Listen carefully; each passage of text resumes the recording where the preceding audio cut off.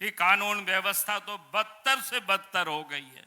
मां बहनें यहां सुरक्षित नहीं है और राज्य में चारों तरफ गौ तस्करी हो रही है और राज्य के मुख्यमंत्री पुलिसों को कहते हैं अपने दौरे में कि पुलिस को ये गौ तस्कर गौए को ले जाने वालों को पकड़ धकड़ नहीं करेंगे, उनके ऊपर केस नहीं करेंगे, कि आज राज्य यानी लुटेरों का अड्डा बन चुका है।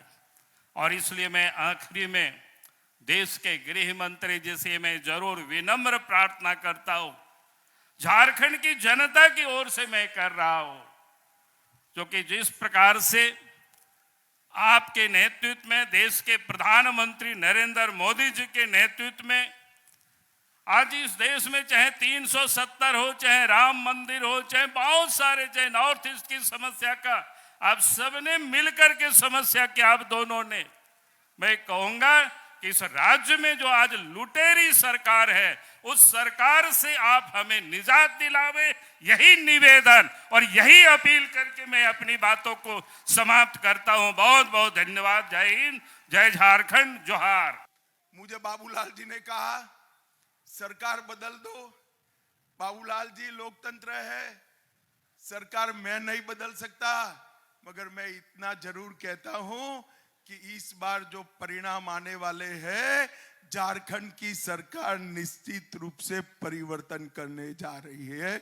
झारखंड की जनता परिवर्तन करने जा रही है। माताओं, भाइयों, बहनों, यहां पर नौकरी के नाम पर युवाओं को धोखा दिया, शिक्षा के नाम पर नैनिहालों को धोखा दिया, खतियान नीति के नाम पर आदिवासी समाज को धोखा देने का काम किया है।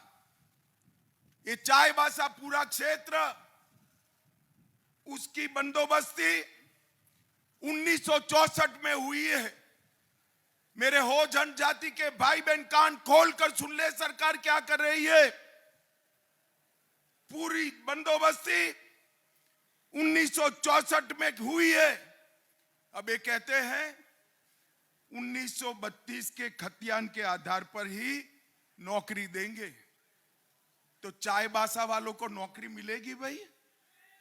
जरा जोर से बोलिए, मिलेगी क्या? अरे काहे को भाई विभाजन कर रहे हो? नौकरी की संख्या बढ़ा दो। अगर दम नहीं है नौकरी की संख्या बढ़ाने का, जगह खाली कर दो, हम आकर झारखंड को आगे विकास के रास्ते पे ले जाएंगे। आदिवासी, नॉन आदिवासी, पिछड़ा और आदिवासी, ये क्या लगा रखा है? झारखंड को बर्बाद करने पर क्यों तुले हो भाई?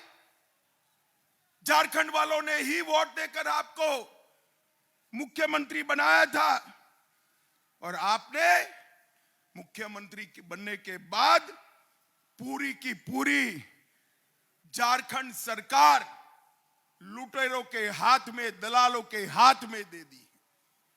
और माताओं, भाइयों, बहनों, अवैध घुसपैठिए जनजातीय बच्चियों से जबरन शादी कर रहे हैं और उसके बाद में उनकी जमीन ऐंठ रहे हैं।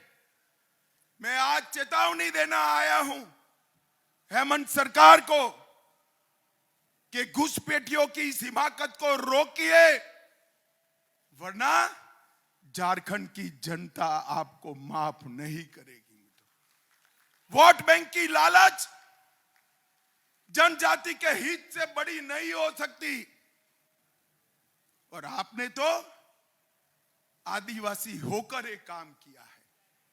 वोट बैंक की लालच जनजाति के हित से बड़ी नहीं रखनी चाहिए। मित्रों, मैं आज इनको कहने आया हूं कि आदिवासी माता बहनों की रक्षा करना हम सबकी जिम्मेदारी है। आपके दिन समाप्त हो चुके हैं। झारखंड में जनता जाग चुकी है, आपके खिलाफ खड़ी हो रही है। आज मैं चाईबासा के क्षेत्र के लिए अपना एक दुख लेकर आया हूं।